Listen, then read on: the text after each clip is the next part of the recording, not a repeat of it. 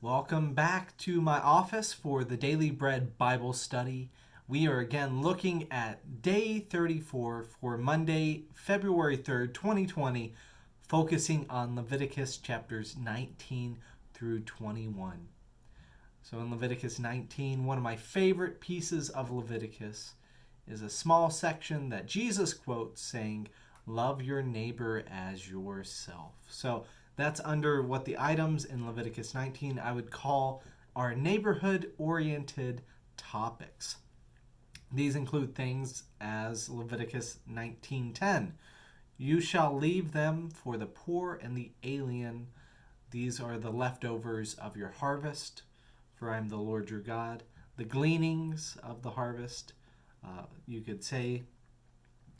Also, Leviticus 19:14, you shall not revile the deaf or put a stumbling block before the blind. You shall fear the Lord. So taking care of those people who are more helpless. You shall not be partial to the poor or defer to the great, for Leviticus 19:15. With justice you shall judge your neighbor. And then encouraging this society to make honest transactions between one another. Do not take advantage of each other. Leviticus 19:18, you shall not take vengeance or bear a grudge against any of your people, but you shall love your neighbor as yourself. So there in the context of our neighbor, and if we get in conflict with one another, we shall be patient with one another and show love in that way to our neighbors.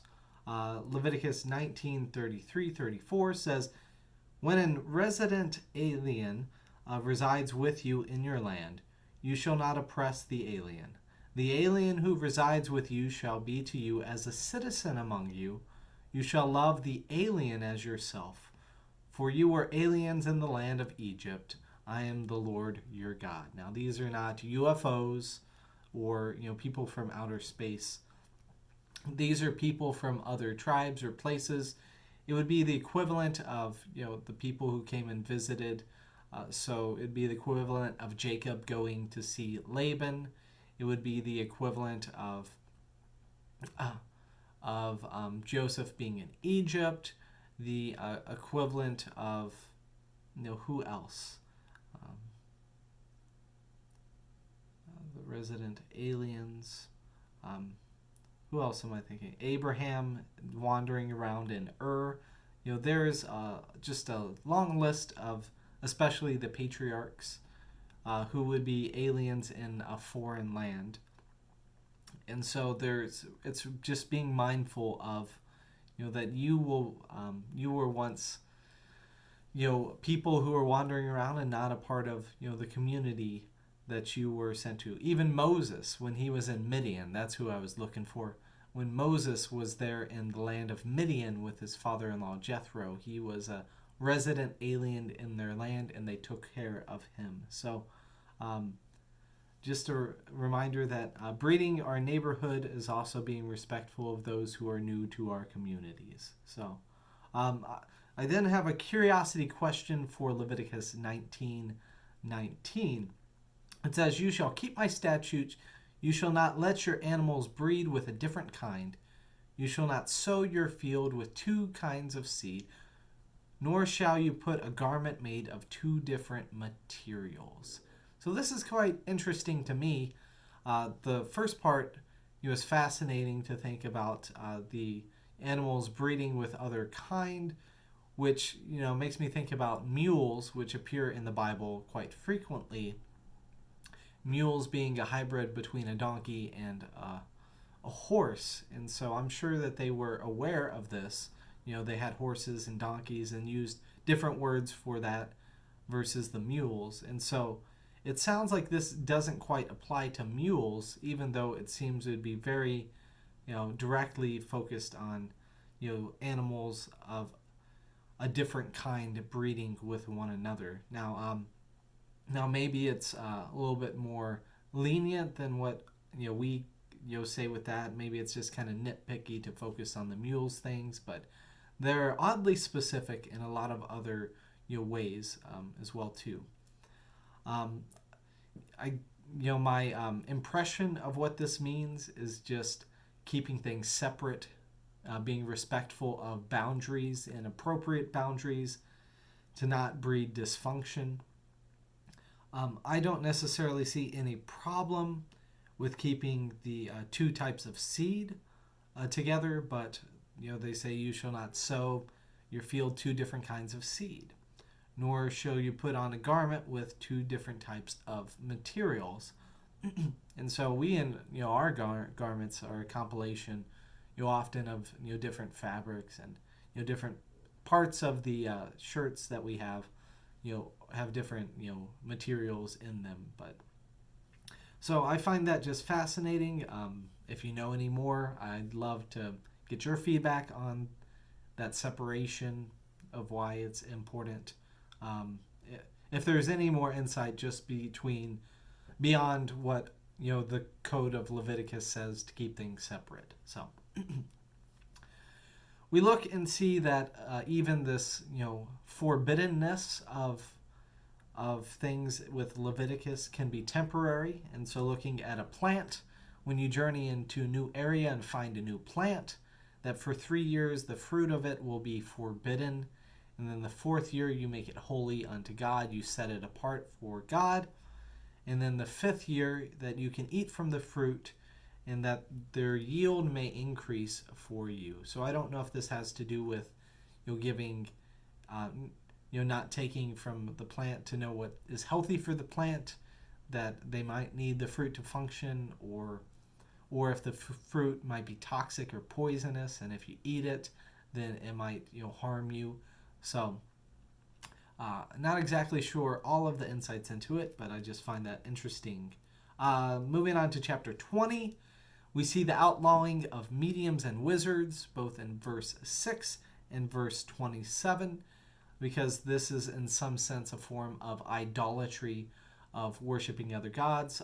It's connected with the idea of banishing the worship of Moloch, and as we said last time, or previous time I should say, is that Moloch is just the word for king, and it was often used to refer to other kings, or kings within Israel. Kings, the Pharaoh was considered a king, and so there's got to be some connection with practices in other religions. And what I take this as is outlawing trying to divine what God's thinking outside of going to the tabernacle and outside of the priests, who are the ones in charge of mediating what's happening between God and humanity. So we see a lot of chapter 20 repeating chapter 18. This includes practicing dysfunctional sexuality and its various different forms. And we get at verse 23, it says, "You shall not follow the practices of the nations that I'm driving out before you. Because they did all these things, I abhorred them." So God did not like and appreciate all of these things that they were doing, and that they had no respect for each other and themselves and proper functioning with one another, and giving themselves over to their own pursuits instead of following and respecting what God would have them follow and respect, including their bodies and their sexuality. So that's what I see there for chapter 20. Moving on to chapter 21, we see that these directions are instructed towards the priests. And so it says in Leviticus 21:4, "But he shall not defile himself as a husband among his people, and so profane himself." So we see, it's kind of interesting to me, because this concept comes up in Christianity. This concept seems very similar to Revelation, because we see that this idea that the priest is to be a husband of the people, and similarly, the city or the people or the city of God is called to be the bride of Christ. We as the Christian people called the church as the bride of Christ as well. This comes from the imagery in the New Testament from Revelation 21:9-10, which says, "Come, I show you the bride, the wife of the Lamb." And in the Spirit he carried me away to a great high mountain and showed me the holy city, Jerusalem, coming down out of heaven from God. So this idea of the city, it's the Greek word is polis, or it's the same word we get metropolis from, which just means a big city.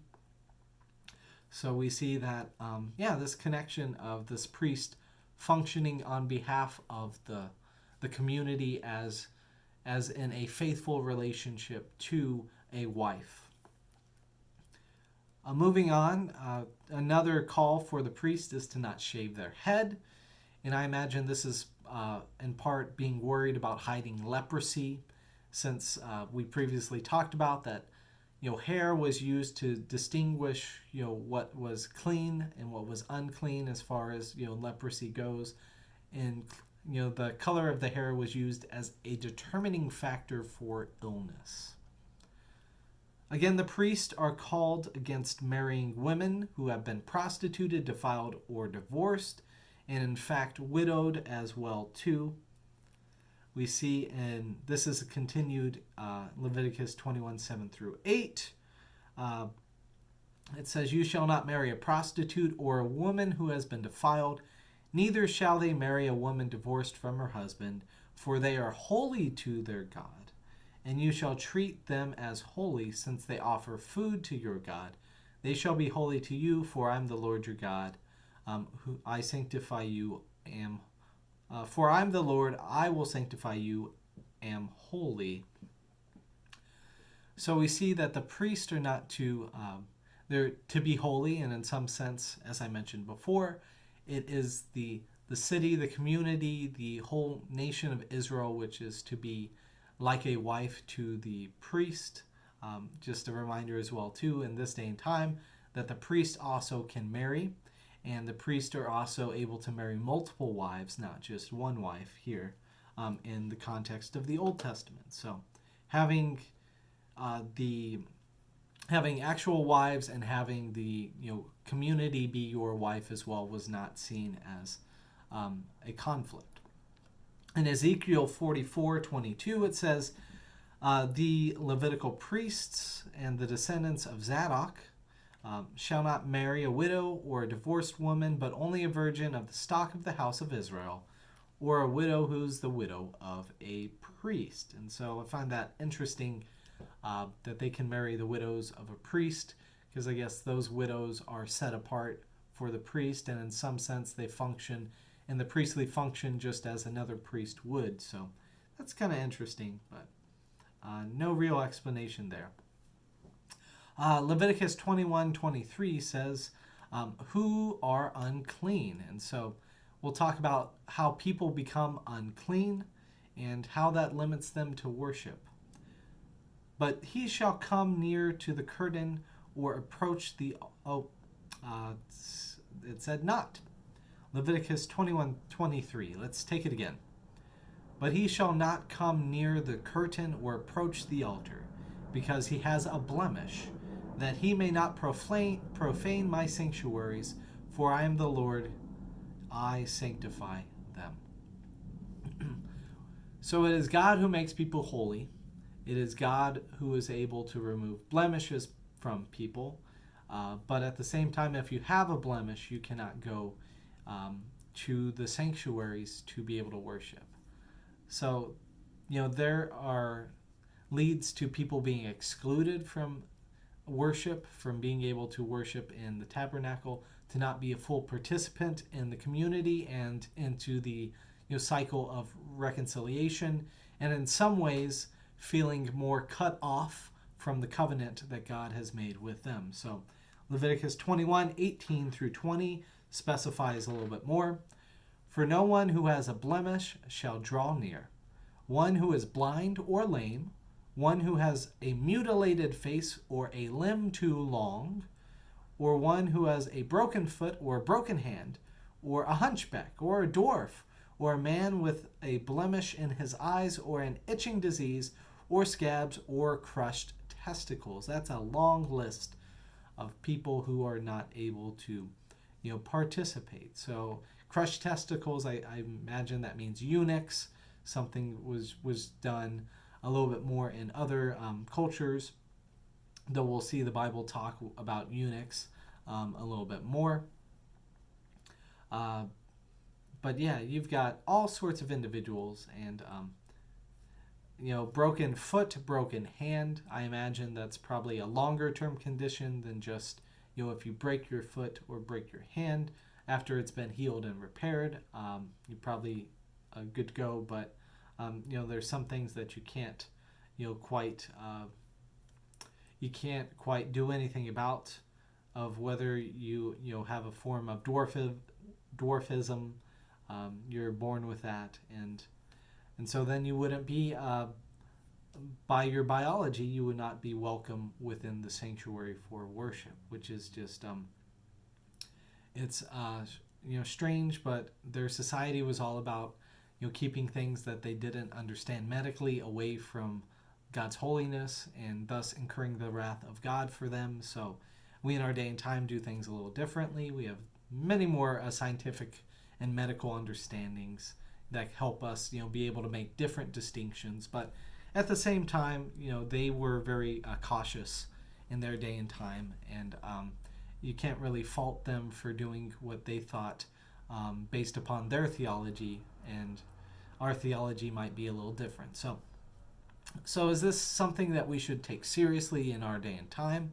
To what extent we should consider these things to be faithfulness or unfaithfulness? And yeah, I'd love to hear your thoughts and opinions on all of these, and to figure out, how we draw the line and how we determine things for our community and our culture in our day and time. So thank you for joining me.